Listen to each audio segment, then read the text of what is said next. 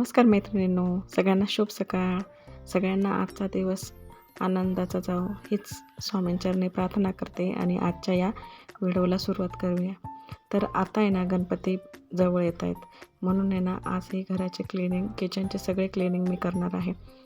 तर आज आहे ना मी सगळे क्लिनिंग एका दिवशी नाही करणार आहे, कारण की माझा आहे ना पसारा भरपूर आहे आणि ओपन किचन आहे, मॉड्युलर किचन नाही आहे ना, त्यामुळे खूप खराब होतं.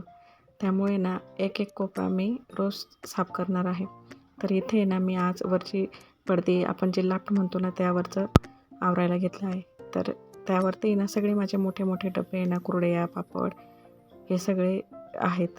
तर इथे ना थोडं बाहेर आहे ना पावसाचं वातावरण होतं, मध्येच ऊन पडत होतं. त्यामुळे ना मी घरातच एक बेडशीट टाकून घेतला आणि बेडशीटवरती ना सगळं सामान काढून घेतलं. आणि हे बघा, ज्या अशा प्रकारे जर आपण डब्यांना पेपर लावला ना, तर आपले डब्यांचे जे झाकणं असतात ना चिकट होत नाही आणि घासायलाही आपल्याला खूप त्रास कमी होतो. तर या सगळ्या डब्यांमध्ये ना मी वाळवणाचे जे आपले पदार्थ असतात ना, कुरडया, पापड, हे इथे ना नागलीचे पापड वगैरे हे ना मी सगळे काढून घेतलेले आहे. आणि इथे हे बघू शकता तुम्ही बाहेरचं वातावरण. आणि इथे ना झाडांना पाणी देखील घालून झालेलं होतं माझं. आणि ऊन काही पाऊस असं थोडं थोडं आज वातावरण होतं. पण मग म्हटलं चला आज जरा बरं वातावरण आहे तर मग आवरून तरी घेऊया, म्हणून मग आहे ना आज किचनची क्लिनिंग काढली आहे. तर इथे आहे ना हे बघू शकता, छान मध्येच ऊन पडायचं, मध्येच ढगाळ वातावरण होत होतं. पण हरकत नाही, माझी जर पाऊस आलाच ना तर मी ही खाट आहे ना पोर्च खाली सरकवू शकते. म्हणून मग मी इथे ना पुढचा जो पोर्च आहे ना तिथंच भांडे घासणार आहे. पाठीमागे वॉशिंग एरिया आहे, पण ना इकडे ना छान ऊन येतं, म्हणून मग मी इथेच भांड्यांची क्लिनिंग करणार आहे. तर इथे ना खाटीवरती मी एक ओढणी अंथरून घेतली आहे. आणि आता आहे ना सकाळी छान ऊन पडलेलं आहे, म्हणून मग हे जे पापड मी घरून आणलेले होते ना, हे सगळे पापड आम्ही घरी उन्हाळ्यात वाळवणाचे जे पदार्थ आपण बनवतो ना, ते सगळे हे वाळवणाचे पदार्थ आम्ही घरी बनवलेले आहेत. तर इथे ना हे पापड मी छान असे उन्हात ठेवून घेते आहे. वाळवणाला कसं अधूनमधून ऊन दाखवलं की वाळवणाचे पदार्थही चांगले टिकतात आणि खराबही होत नाही. आणि नागलीचे जे पापड असतात ना त्याला आहे ना थोडा असं आहे ना, ते आपण तेल लावून लाटलेले असतात ना, त्यामुळे तेलाचा आहे ना थोडंसं असा वास येतो. त्यामुळे ना अधूनमधून असे उन्हात जर ठेवले ना तर पापडही छान राहतात आणि वासही येत नाही डब्याला. तर आता आहे ना इथे मी हे पापड आहे ना उन्हात टाकून घेतलेले आहेत. आणि आता सगळे डबे आहे ना एक करून मी रिकामे करून घेत आहे.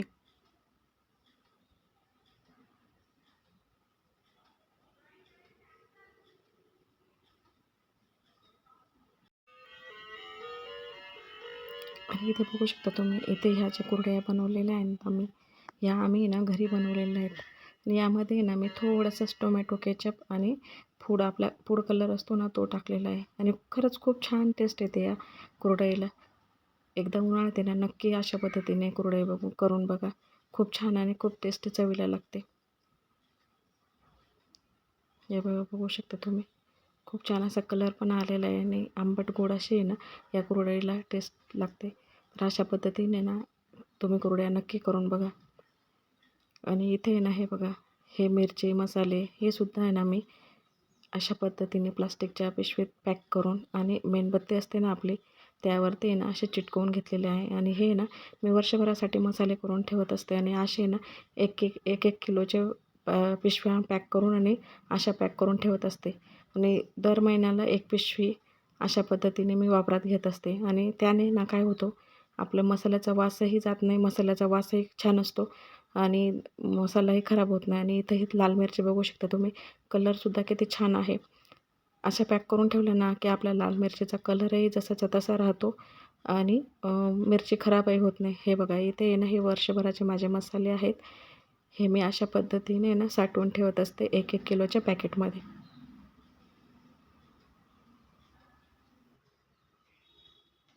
आता इथे ना बघू शकता तुम्ही, सर्व डब्बे आहे ना मी एक करून सगळे रिकामे करून घेतलेले आहे.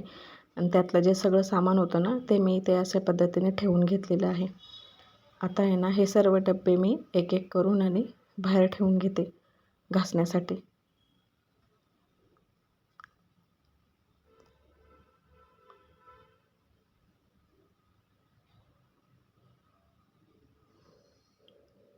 हे बघा इथे सगळे डबे ना मी इथे असे घेतलेले आहे घासण्यासाठी. आता आहे ना सुरुवातीला सर्व हे डब्यांचे जे झाकणं असतात ना, आपण ते सगळे झाकणे ना सुरुवातीला घासून घेणार आहे.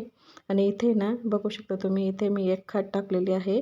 इथे ना पापड सुकायला टाकलेले उन्हामध्ये आणि इकडे थोडीशी जागा जी उरलेली आहे ना, तिथे मी पहिले हे डब्याचे झाकणं आहे ना घासून घेते आणि ते छान असे कोरड्या कपड्याने पुसून आणि मग वाळायला ठेवते. त्याने आहे ना कोरड्या कपड्याने पुसले की आपले भांडे आहे ना लवकर कोरडे होतात.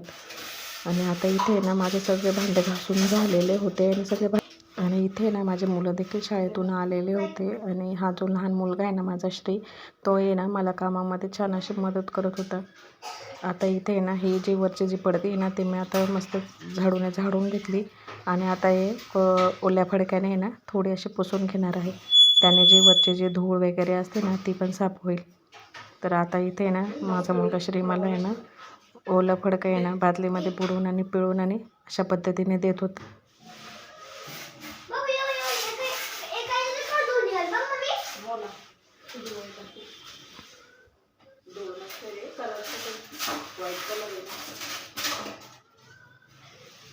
आता इथे आहे ना सायंकाळ झालेली होती आणि इथे बघू शकता तुम्ही, इथे माझे वरचे जे पडद्यावरचे भांडे आहे ना ते सगळे लावून पण झालेले होते. आणि त्यासाठी ना माझ्या मुलांनी सुद्धा मला भरपूर अशी मदत केली होती. इथे बघू शकता तुम्ही हे तांब्याची भांडी वगैरे छान अशी चकाचक झालेली होती. आणि हे बघू शकता तुम्ही, छान असं माझं घर आवरलं गेलं आहे.